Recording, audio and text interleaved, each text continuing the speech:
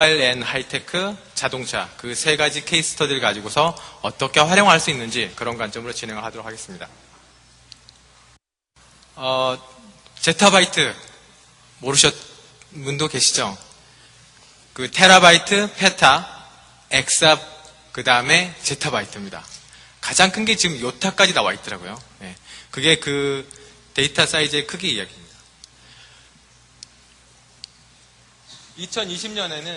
2020년에는 한 해 동안 35 제타바이트가 만들어진다고 합니다. 참고로 2009년에는 0.8 제타바이트가 생성되었다고 합니다. 이 보고서에서 이야기하기를 매년 2년마다 데이터량은 2배씩 증가한다고 합니다. 2배씩. 그래서 또 재밌는 이야기는 2020년까지 지금의 어떤 데이터가 44배나 증가하는데 IT 인력은 고작 1.4배 증가한다고 합니다. 그 말은 IT 담당자 한 사람 한 사람이 처리해야 될 데이터량이 그만큼 늘어난다는 이야기입니다. 여기서 간단히 퀴즈 하나 드리겠습니다. 앞에 좀 어수선했는데요. 저는 뒤에 가면 마지막에 또 퀴즈 내서 상품권 드리도록 하겠습니다. 네, 그러면 1.6 제타바이트. 1.6 제타바이트는 어마어마한 데이터입니다. 그러나 정작 데이터는 볼륨이 아니라 데이터의 밸류입니다. 빅데이터를 우리가 스트럭처드 데이터, 세미 스트럭처드, 이미지 앤 멀티미디어, 앤 언스트럭처드 데이터라고 이렇게 분류합니다. 그래서 우리가 지금까지 앞에 데이터들은 이미 다 맛봤고 이미지나 멀티미디어 쪽은 많은 데이터만 차지하지 또 다른 영역입니다. 그래서 우리가 정작 분석할 가치가 있는 부분은 언스트럭처드 데이터 부분입니다. 언스트럭처드 데이터를 조금 더 자세히 설명해보면 텍스트 데이터입니다. 이메일이나 웹이나 SNS 모든 데 있는 그런 텍스트 데이터입니다. 그러면 이런 텍스트 데이터를 분석해서 또 다른 목적으로 활용하는 것이죠.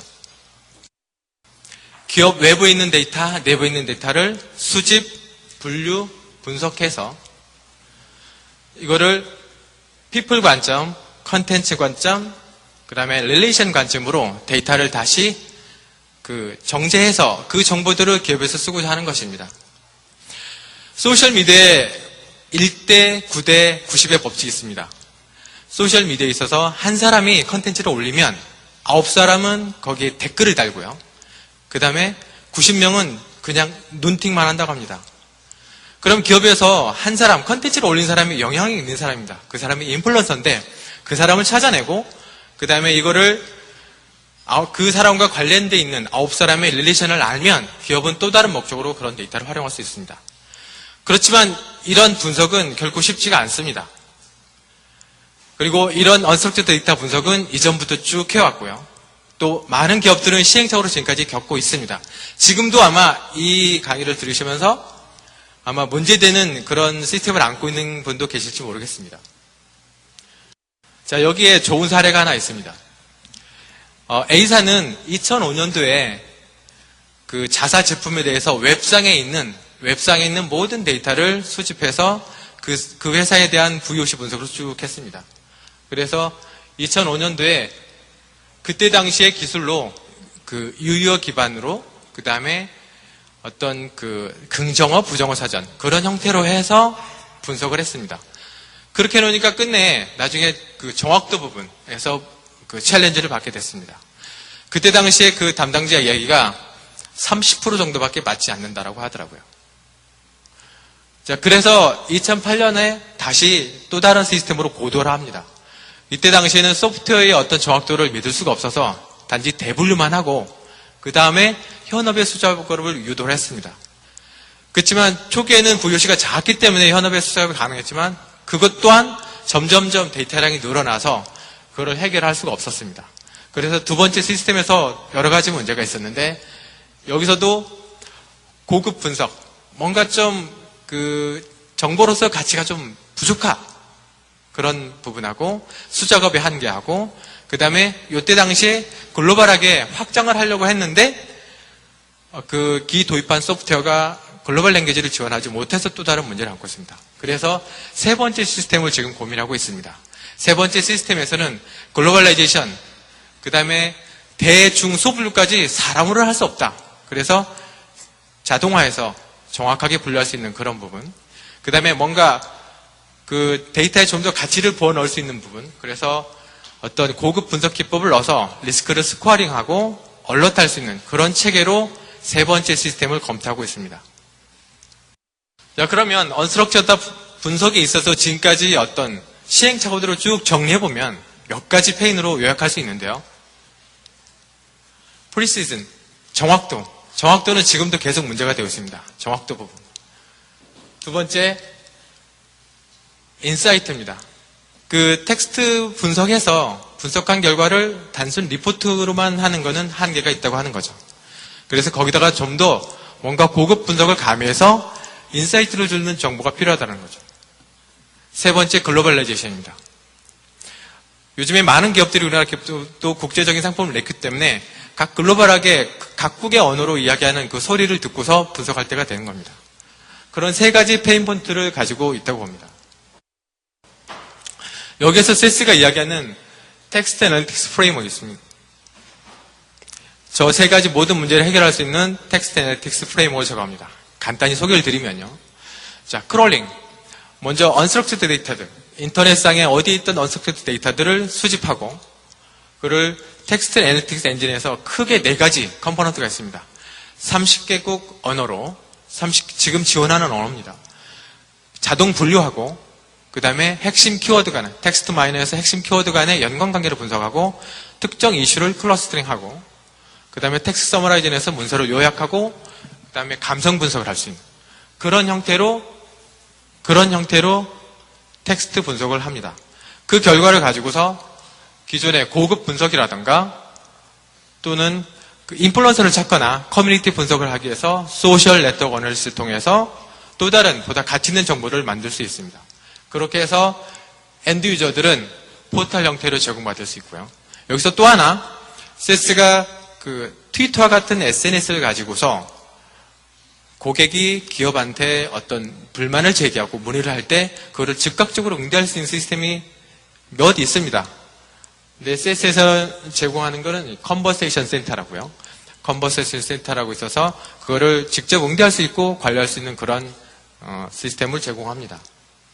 자, 여기서 말씀드릴 수 있는 거는 세스가 전체적인 텍스트 분석에 있어서 통합 프레임을 제공할 수 있다. 이게 이제 제가 강조하고 싶은 부분입니다. 자, 그러면 이런 텍스트 애널리틱스 플랫폼을 가지고서 프레임워크를 가지고서 몇 가지 케이스 스터디를 했었는데요. 하나씩 보면 크레딧 카드, 모바일 앤 하이테크, 오토모빌, 자동차 관련해서 사례를 소개하도록 하겠습니다. 첫 번째 크레딧 카드. 여기서는 평판 분석을 했습니다. 그래서 크레딧 카드에서는 그 회사의 이미지 관리 정말 잘하잖아요. 그 다음에 상품에 대한 모니터링, 그 다음에 경쟁사 동향 분석, 이런 것들을 계속 하고 싶어 합니다. 그런 것들을 우측에 보이는 저런 시스템 형태로 해서 그 회사에 대해서 각 포털사에서 긍정의 글이 얼마나 오고 부정의 글이 매일매일 얼마나 오는지 이런 것들을 지금 분석할 수 있고요. 그거를 월별로 어떤 트렌드로 긍정의 얘기가 올라가고 내려가고 부정의 얘기를 본다던가 디테일하게 어떤 요약문을 볼 수도 있습니다. 자, 두 번째 사례로 자동차 회사 사례입니다. 죄송합니다. 지금 제가 화면이 앞에 보이지 않아서요. 자, 그 모바일 앤 하이테크에서 적용할 수 있는 건데요. 자, 모바일 시장 특성상 그 제품의 라이프 사이클이 굉장히 짧습니다. 그래서 만약에 스마트폰을 딱 내놓더라 해도 이게 초단기간에 VOC들을 제대로 잡지 않으면 그 제품에 대해서 성패를 좌우하는 거죠. 그래서 초기에 수많은 VOC 중에서 정말 핫 리스크를 딱 잡아내서 그거를 조기에 피드백을 시켜줘야 그 제품, 그 모델이 성공할 수 있는 거죠. 그런 형태로 해서 그러면 어떻게 수많은 VOC 안에서 핫 리스크를 잡아낼 건가? 그 부분을 한 게 이제 다음 프로세스인데요. 이 프로세스 보면은 크게 두 가지. 앞부분은 자동 분류하는 텍스트 애널리틱스 부분이 쓰였고요. 뒷부분에서는 마이닝 개념이 쓰였습니다. 여러분이 아시는 데이터 마이닝. 근데 이제 각각 보면 첫 번째 이제 자동 분류하는 겁니다. 모든 VOC를 가지고서 그 안에서 정확하게 분류해야 돼요. 저기서부터 정확도가 떨어지면 뒷단에 아무리 잘해도 필요 없습니다. 앞에 업체들도 정확도 때문에 많이 고민이 됐는데요. 여기서 이제 하나 예를 들면, 자, 배터리 불량. 그러면 어떤 VOC를 보고서 배터리 불량을 찾아낼 수 있습니다. 근데 그 안에, 지금 배터리가 빨리 떨어진다, 충전이 안 된다, 열이 많이 난다, 이런 건 다 불량 요소들이죠. 그런 것들은 정확히 이렇게 잡아내야 됩니다. 근데 저거 재밌는 예로 어떤 게 있었냐면 배터리를 새로 교환을 했는데 충전이 빨리 돼서 열나 좋아요. 이런 말이 있었어요. 자, 배터리와 열이 있으면 이거는 배터리 불량으로 갈 수 있습니다. 근데 열나 좋아요. 열나를 부사격으로 해서 처리를 해서 어떤 세스가 문장의 의미로서 어떤 분류를 하기 때문에 정확하게 분류할 수 있는 겁니다. 그 다음 세 번째 사례로 자동차 사례입니다. 자동차 업종에 있어서 리콜은 굉장히 크리티컬합니다. 최근에 다 아시죠? 모 회사가 자동차 리콜 때문에 정말 상사일의 최대 위기를 맞았고, 그 다음에 이걸 계기로 해서 기업의 이미지가 50%나 떨어졌다는 그 신문 기사를 접할 수 있었습니다. 이럴 때 리콜은 자동차에서도 굉장히 중요한데요. 이런 것들을 사전에 방지하고 모니터링하고 방지할 수 있는 그런 시스템이 필요합니다. 그래서 소셜, 인터넷상에서 SNS상에서 이야기하는 모든 글들을 다 수집해서 그 회사에 대한 전체적인 이미지라던가 아니면 품질, AS 각각 측면에 대해서 우측에 보시는 그런 그래프 형태처럼 매일 모니터링 할 수 있고요. 블로그나 어떤 전체적인 어떤 고객들의 이야기를 즉시 피드백 받아서 반영할 수 있다는 겁니다. 또 하나는 차종 보면 차종별로 있습니다. 분류하는 큰 체계죠. 각각의 모델 말고 큰 체계 어떤 브랜드별로 리스크 인덱스를 만들어서 계속 모니터링 합니다.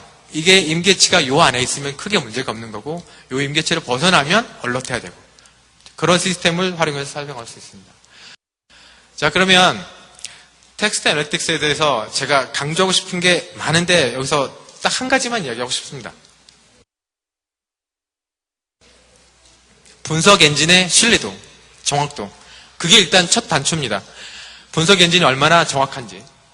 자, 다음은 문장 예시는 충분히 인터넷상에서 있는 댓글입니다. 집 근처에 있는 대리점 판매점원이 삼성전자 3DTV를 보여주면서 정말 자세히 설명해 주더라고요. 처음 본 소리에서 굉장히 실감났고 신기했는데, 그런데 가격은 착하지 않다라는 이야기입니다. 저 안에서 기존의 방식대로는, 기존의 어떤 분류 방식 형태라면 단어 베이스의 시멘틱 그런 매칭을 들어서 세세하게 분류하는 게 어려웠습니다. 저 글을 가지고서 기존에는 기타로 분류했습니다. 왜냐하면 저 글 안에는 긍정과 부정의 빈도가 유사하게 들었기 때문이죠. 그리고 또한 디테일하게 분석할 수 없습니다. 삼성전자가 어떻고요, 판매자원이 어땠는지 이런 것들 분석할 수 없습니다. 반면에 세스에서는 언어의 패턴 매칭을 씁니다. 우리는 언어를 표현할 때 있어서 주부, 부사부, 수러부, 그래서 그 안에 어떤 패턴들을 파악해서 그거를 룰화해서 정확하게 분류를 잡아낼 수 있습니다. 그래서 저 글 안에서 세스가 한다면 저런 정보, 자, 대리점의 접근 편리성, 필요한 정보이죠. 판매원에 대한 만족하고 제품에 대한 만족, 가격에 대한 불만, 이런 정보들을 정확하게 발췌해낼 수 있습니다.